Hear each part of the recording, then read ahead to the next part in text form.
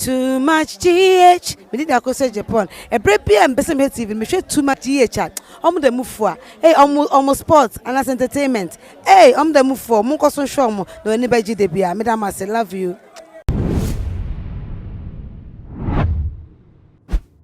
Ebusia for any adolfo mema obibia akwaba ede eba too much GH fidie kese yi eso na ebusia for say the mummy no muni aba meje just see the just someone ekotwi ekobremai ena mede ebebesomo na ebusia menina akonya yi so na maka say ebia say me other videos bia maye bia manka say ye amfa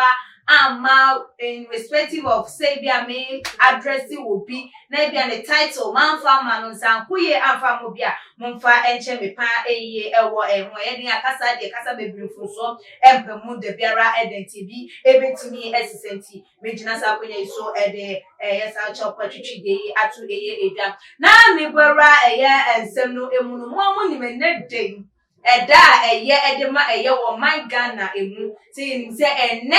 ena ye sorry in ye mampanyi his excellency na nadudankwa ekufu adu na ansa na no na chese e wo say yenya speaker of parliament wo ono mo ansa na chese yetimi ayeden asori eye in no ama no abamu esam na ebusuafo no ena chese eye MPs emu MPP ni NDC for wo mo nyina kokopie mu wo parliament chese wo mo kokoto eye aba na abatuo ni mu no ene ejai entokwa ekoso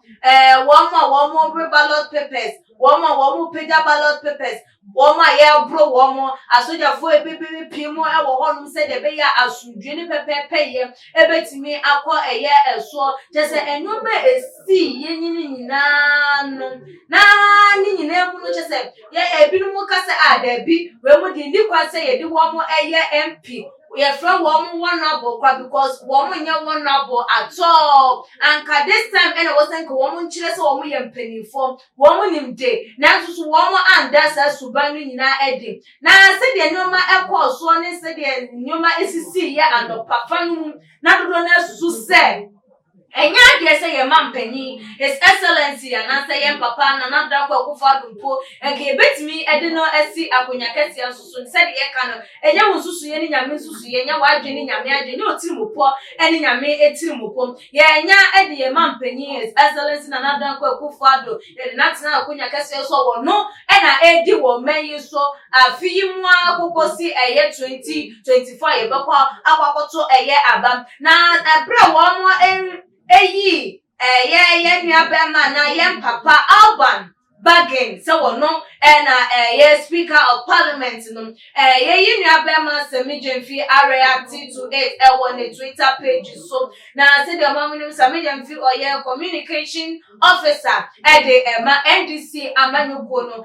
ye nuabema ni din ye Alban Baggins so ye NDC ni achese wono wo mo eyi no se wono MMA speaker of parliament emfa ema ye wo mo na ebusuafo no na we take it to the Twitter page so no say na we dey ekokotu eye edwa o say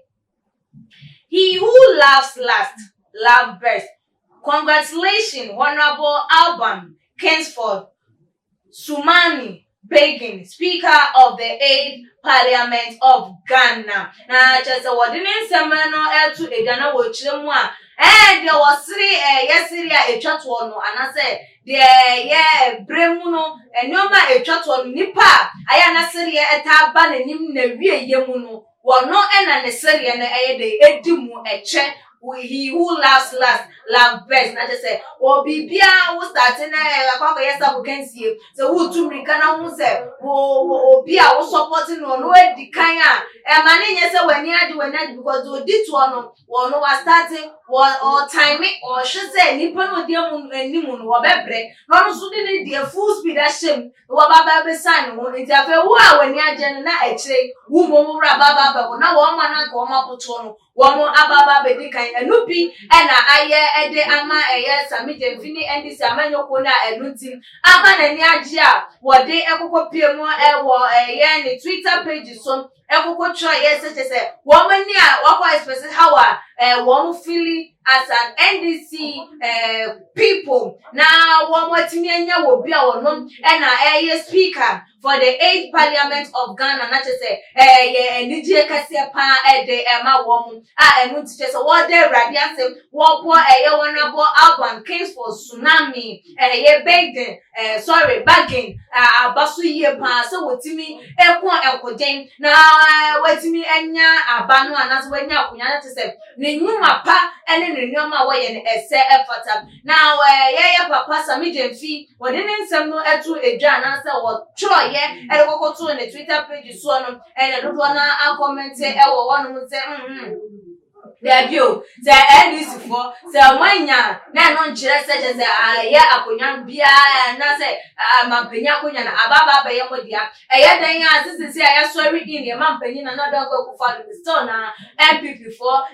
power the party say manya speaker of parliament mumu enkyere say there's 2 million na ababa be wo mo ana say bibia ababa be shomonsa ewo mu say manya ntumi geni bi ede na so no ebe mama mu say yes or no, bibia and a yomodia. Nano, I been almost so I say, and for my woman so. Kukuru kakeka akaka bensama womo dan na jeni nano say no dear any kwa say